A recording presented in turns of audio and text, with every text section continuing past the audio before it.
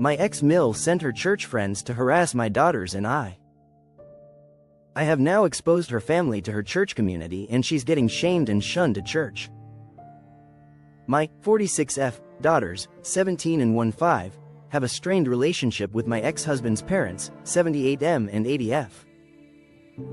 My ex passed away in an accident last year and we've had some major family drama since due his cheating and him leaving 2 boys born with his affair partner orphaned. She also died.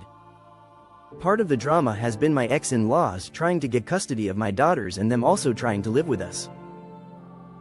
First one we're going to court over, second one will never happen. Where we live there's a weekend market with fresh produce, eggs, meats, and other products straight from farmers. This week was extra special since it was my youngest birthday. Since her party is later in the month, I decided to give her a budget and set her loose on the market to get whatever she wanted. Mostly chocolate and sweets. After an hour, I did start getting worried, and just before I called her, she called me. She was crying, saying some weird people have cornered her. I ran to her with my oldest daughter to find 6 older women berating my daughter for being unchristian, for refusing to spend time with her paternal grandparents or for wanting to be a good big sister to her poor orphaned baby brothers. My daughters are the ones that found out about my ex cheating and the babies, so they aren't fond of the kids. It's trauma and they are working with a therapist. I got between the group and my daughter, telling my eldest to go pay the stuff her sister had and to go to the car. Then I turned to the women, some who I knew from when we went to my ex-in-law's church, and ripped them a new one. They told me I was worst for refusing to obey my ex-in-laws, like a good Christian wife. Barf. Eventually the screaming turned too loud and we were all asked to leave the market. I met with my girls in the car, the women following me like a group of vultures. I managed to get in the car and drove away. After my girls went to bed, I got online to talk to another member of that church that I'm in good terms. I told him about what happened and after he apologized, he told me what was going on.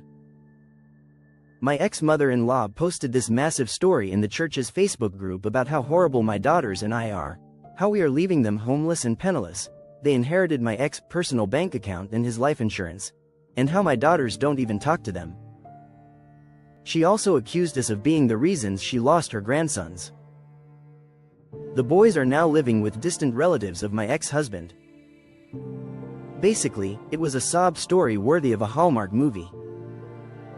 And of course, they were getting all the love and support from the more extremist members of their church. This church and its members are a bit annoying, especially with LGBTQ+ topics, but they have a small saving grace. They are incredibly strict about cheating. It's a big no-no, be it from a husband or a wife equally. Now, how did she get around blaming me about affair children without exposing the cheating? She claimed the other woman was our surrogate since I was unable to have more children. Then said I didn't want the babies because they were boys. Which is absolutely disgusting to be accused of. Well, I decided it was time to clean up this mess, and since I was mid-divorce when my ex died, I had all the evidence needed. And since the divorce wasn't completed, I don't have any legal ramification for releasing all the evidence. I was off the next day and went to a print shop to get copies of all the delightful pictures of my ex cheating, his text conversations with his affair partner, the ones with his parents confessing to his cheating and getting support from them, my ex-in-laws harassing me about the divorce, and my coup de grace. All the emails and text messages of them bullying my daughters about their baby brothers. In one of them they call my daughters bastards, and telling them it was their fault their father died since they told me about the affair and I began the divorce. This one was literally 2 days after my ex died. I paid extra for all of this to be printed in beautiful high-quality paper. Then when I got home, I sat down for hours to make delightfully personalized binders. They look like the little prayer song packets the church give for everyone to take to sing hymns. The first picture when opening the binders is my ex and his side woman making out in our living room. Their faces are easy to discern and the girl looks nothing like me, different skin tones and hair color. Underneath I wrote, ex-husband's name, and affair girl's name, love story. I took them to the church before service. There's a desk in the back with the songbooks for people that forget their own, and they never check them. The gossip mill was quick and harsh. The names my ex and his affair partner got called in the Facebook were so bad the pastor himself had to get involved just to keep things relatively PG-13.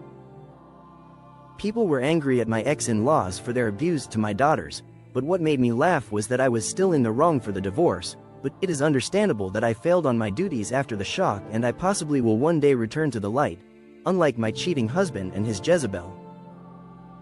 They used another word I can't use here, I imagine. I got 2 apology letters in the mail for my girl and an invitation to join the church for support. As for my ex-in-laws, they got shamed into leaving the church. My ex-mother-in-law made a post on her wall about how alienated she feels and how no one cares for the elderly anymore.